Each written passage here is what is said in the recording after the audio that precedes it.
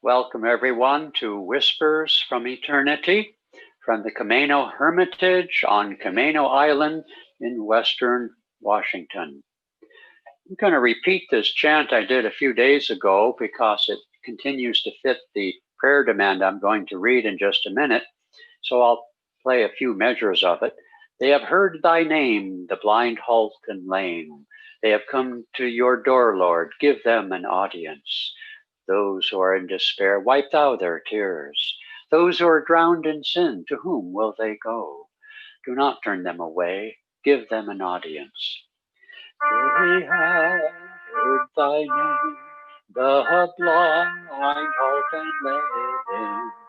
They have heard thy name, the blind, halt, and lame.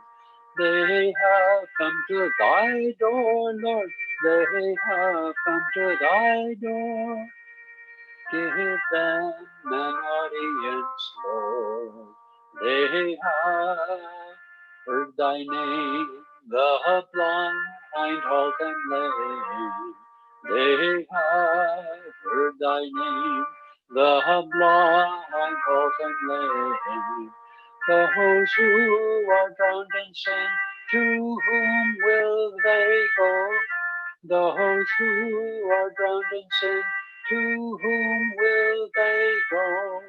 They have no one, Lord, they have no one.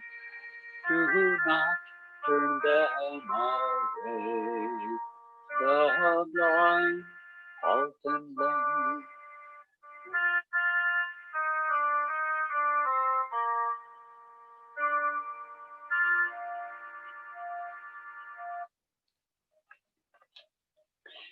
We live in a time in which there seems to be a great deal of confusion, mental suffering, and physical suffering and death during this period of a planetary epidemic and uncertainties and concerns for the future that lies ahead. I'd like to read, however, before I make any comments, from Whispers from Eternity, from number 124. Make me the drops of sympathy in all tearful eyes. May my spark commingle with thy great spark. May it twinkle in all eyes.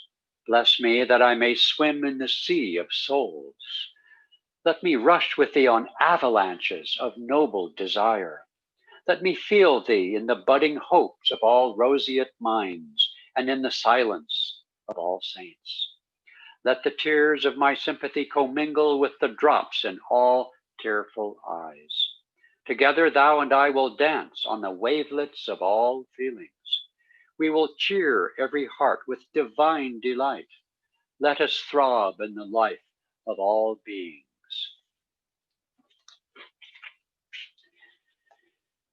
In the path of yoga, there are many images that suggest, you think of an image of someone sitting in lotus pose, meditating. There are many images of contentment and calmness and peace. Think of the many statues and images of Lord Buddha in that compassionate pose of inner peace. There's also, however, the image of the yogi who is non-attached, disconnected from the world. And there are some who practice meditation and yoga who seem to reflect that aloofness from the rest of the world. Krishna says in the Bhagavad Gita, though, that the yogi feels the joys and sorrows of all beings. And so we have this dichotomy on the spiritual path, not just yoga, but mostly I speak of yoga. But on the spiritual path and on the path of yoga, we have this dichotomy between non-attachment, wisdom, and by contrast, compassion. My teacher, Swami Kriyananda, gave to us a kind of mantra that I have lived my life by. And that mantra is simply both and. Another mantra I got from a movie long, long ago, a movie called Sneakers, starring Robert Redford and Ben Kingsley. And that little mantra was perception is reality. And so as people perceive things, that's their reality. So both and doesn't mean that everybody's right. It doesn't mean that everything is always good. It just means that our perceptions internally become our reality, whether those perceptions are ignorant or wise. Another aspect of the spiritual path that's often difficult to integrate and to accept even is that suffering is the greatest prod to enlightenment, to seeking the truth that shall make us free. And thus to remove suffering from someone removes that opportunity, at least potentially. And yet, like the wonderful parable of the Good Samaritan in the New Testament, is it really wisdom to leave someone suffering when you have the opportunity to render aid? Of course not. I remember years ago after 9/11, at a time when many of us were glued to the television, watching the news and so on, that Larry King, a TV celebrity who interviewed people, interviewed the Mahesh Yogi. Yes, that's his name. I don't think he's alive now. And Larry King was asking the Maharishi about the law of karma. When someone's suffering, I'm not sure it's the greatest, most compassionate response to cite the law of karma. Like, oh, well, it's your karma. You just got to get over it or deal with it. And I don't need to extend any help to you.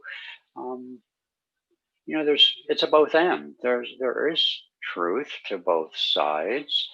But to cite the law of karma to a parent, let's say, who's just lost a child, I don't think that's very helpful.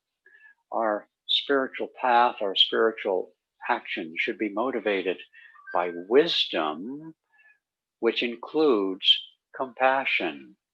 Swami Kriyananda once corrected me long ago, and he made a habit of telling the story without my name, so it's been made famous through his lectures and books. But it was a story in which apparently I was seeing only the policy aspects of a particular decision in a task and a committee in which I was the head, and not seeing the compassion. He said to me, and actually to others, because I wasn't alone in my inclination, he said, compassion too is a principle. And so it's not an easy thing. We have this concept of enabling another person in their bad habits, often out of a mistaken, a misguided sense of compassion for their needs. And it's just not that simple. Krishna also says in the Bhagavad Gita, it is best to fail at one's own duties than to rescue somebody else in theirs and succeed thereby. So, wending our way through, it's like Swami Kriyananda used the example, if someone's drowning in a pond or a lake nearby, and your response to that is to jump in and drown also, that's not very helpful. I'll tell you a little story. I don't mind going a little bit into overtime. This is an important story for me. I was once canoeing with a good friend of mine up in British Columbia many years ago. And one portage, meaning you carried your canoe between the different lakes. And it's really a lot of fun, a lot of work too. But my friend and I had taken our canoe out at the top of a waterfall that you could not canoe down, quite dangerous actually. And as we pulled our canoe and took our life things off and were getting ready to carry our canoe, we observed coming in some young boys, and they had their canoe had tipped over. And so they were hanging onto the canoe and sort of paddling with their feet to get away from the suction of the waterfall. And they were actually doing fine. They were moving gradually towards the portage spot where you get out. But another couple, the man of the couple, seeing these boys in their predicament, decided he, obviously very inexperienced, was going to save them. So he jumps back in his canoe, which had just touched the shore, and without a life vest, which he had just taken off, by himself to save these boys. Well, this fellow started paddling furiously towards the boys. What we observed from the shore, this is what we saw. He paddled right past them, made a left turn, and at the top of the falls, looked over at all of us. I'll never forget the look on his face. He died. We spent hours looking for his body, and my friend and I had to cut our trip short to call in the rangers, and they eventually found his body and his canoe, which was smashed to pieces. He thought he was saving these kids, and instead he died. And his wife and his child had to watch him go over those falls. It was I won't go into more of the scene. It was just pretty amazing. And so it takes wisdom to know how, when to express compassion for someone. Sometimes people have to go through what they have to go through. Our sympathy is such that if it can be made practical to be helpful, to be sympathetic is to understand another person's predicament, doesn't always mean saving them from that predicament. Jesus Christ, who is quite obviously a great compassionate soul in many ways, nonetheless is also quoted for saying, "The poor ye shall have always with you." And Mother Teresa, too, was criticized for some fault in her work, perceived fault, but she said, "I'm doing the work of my guru, Jesus Christ. I'm not trying to save the planet from poverty, the poor of the poor, but I have been commanded by my guru to see Jesus, and even the poorest of the poor, and to render what aid I can." She wasn't trying to make a social reform movement, in other words. So it takes that intuitive wisdom of deep feeling to know how to express our sympathy, but not to have sympathy. Well, that's a whole subject altogether. But those on the inner path of spirituality, love for God, includes love for our fellows. We cannot achieve the love of God, Yoganandaji said, without the perfect love of at least one other person. I have heard their tears. What the chant go? They have heard thy name, the blind, halt, and lame. And so many people reach out for help. And when someone reaches out to us for help, we should learn to give help and to do so wisely. All right. Well, I went into overtime. They're probably going to fire me. But tomorrow you'll get Padma. She doesn't talk quite so much as I do. So God bless you and see you soon.